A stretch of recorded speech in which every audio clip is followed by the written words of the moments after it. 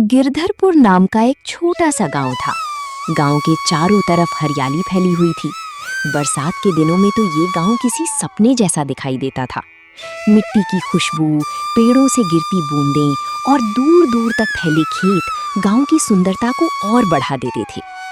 लेकिन इस सुंदरता के पीछे गांव के लोगों की परेशानियां भी छिपी हुई थीं। उसी गांव में रामू नाम का एक आदमी रहता था। रामू बहुत मेहनती था। उसकी एक छोटी सी फिश फ्राई की दुकान थी जो गांव के बस स्टैंड के पास लगती थी। दुकान कोई बड़ी नहीं थी, बस लकड़ी का छोटा सा ठेला, एक बड़ा तवा, मिट्टी का चूल्हा और कुछ प्लास्टिक की कुर्सियां। लेकिन रामू की बनाई फिश फ्राई पूरे इलाके में मशहूर थी। रामू की पत्नी सीता और उसकी छोटी बेटी गुड़िया भी उसकी मदद करती थीं। सीता मछली साफ करती और मसाले तैयार करती, जबकि गुड़िया ग्राहकों को पानी देती और प्लेटें साफ करती। उनका जीवन बहुत अमीर नहीं था, लेकिन परिवार खुश था। एक दिन सुबह से ही आसमान में काले बादल छाए हुए थे। तेज हवाएं चल रही थीं। गांव के लोग जल्दी जल्दी अपने काम निपटा रहे थे, क्योंकि सबको पता था कि आज भारी बारिश होने वाली है। रामू ने आसमान की तरफ देखा और चिंता में पड़ गया।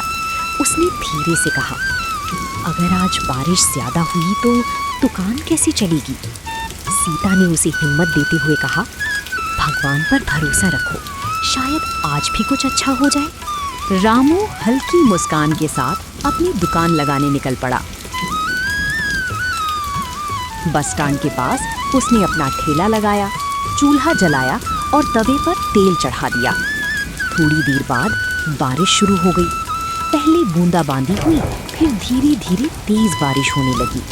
सड़कें खाली होने लगी, लोग दुकानों और घरों में छिप गए। रामू उदास होकर अपने ठेले के पास बैठ गया। उसने सोचा कि आज शायद एक भी ग्राहक नहीं आएगा। तभी दूर से कुछ मजदूर बारिश में भीगते हुए उसकी दुकान की तरफ आते दिखाई दिए।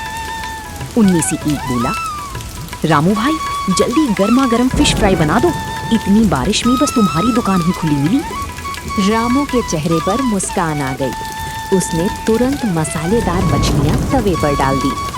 गरम तेल में पड़ते ही मछलियों की खुशबू चारों तरफ फैल गई। बारिश की ठंडी हवा और गरम फिश फ्राई की खुशबू ने माहौल को अलग ही बना दिया।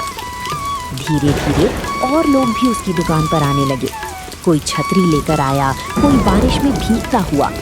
सभी को रामू की गर्मा गर्म फिश फ्राई चाहिए थी। सीता भी जल्दी से दुकान पर आ गई। वो ग्राहकों को प्लेटें देने लगी। गुड़िया खुशी खुशी पानी भर कर दे रही थी। शाम तक रामू की सारी मछलियां बिक चुकी थी। उसने इतने पैसे कभी एक दिन में नहीं कमाए थे। वो बहुत खुश था। उसने सीता से कहा, देखा, भगवान ने हमारी सुन ली। लेकिन तभी मौसम और खराब होने लगा। तेज आंधी चलने लगी, बिजली कड़कने लगी। बारिश इतनी तेज हो गई कि आसपास की दुकानों में पानी भरने लगा। लोग भागने लगे। रामू अपना सामान समेट ही रहा था कि अचानक उसे नदी की तरफ से शोर सुनाई दिया। गांव के कुछ बच्चे नदी किनारे फंस गए थे। बारिश की वजह से नदी का पानी तेजी से बढ़ रहा था। गांव वाले डर गए। कोई नदी के पास जाने की हिम्मत नहीं कर रहा था। तभी रामू ने बिना सोचे दौड़ लगा दी। सीता जोर से चिल्लाई, रामू मत जाओ, पानी बहुत तेज है। लेकिन रामू रुका नहीं। वो बच्चों को बचाने के लिए नदी में उतर गया। उसने एक एक करके सभी बच्चों को सुरक्षित बाहर निकाल लिया। पूरा गांव रामू की बहादुरी देखकर हैरान था।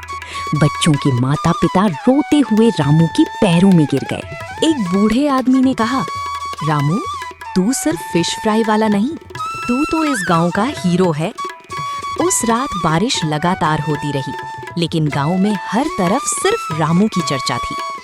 अगले दिन सुबह गांव के प्रधान ने रामू को बुलाया। प्रधान ने कहा, रामू, गांव के बस स्टैंड के पास जो खाली दुकान है, आज से वो तुम्हारी। तुमने गांव के बच्चों की जान बचाई है। रामू की आंखों में आंसू आ गए। उसने कभी नहीं सोचा था कि उसकी छोटी सी मेहनत और हिम्मत उसकी जिंदगी बदल देगी।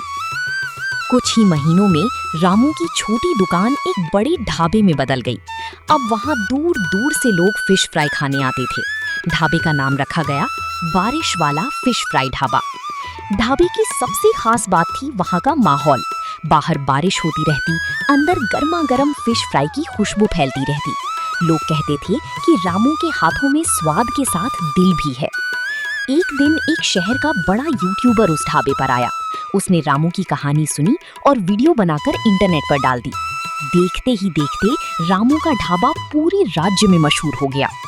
अब रामू के ढाबे पर हर दिन भीड़ लगी रहती थी। लेकिन इतना सब होने के बाद भी रामू नहीं बदला।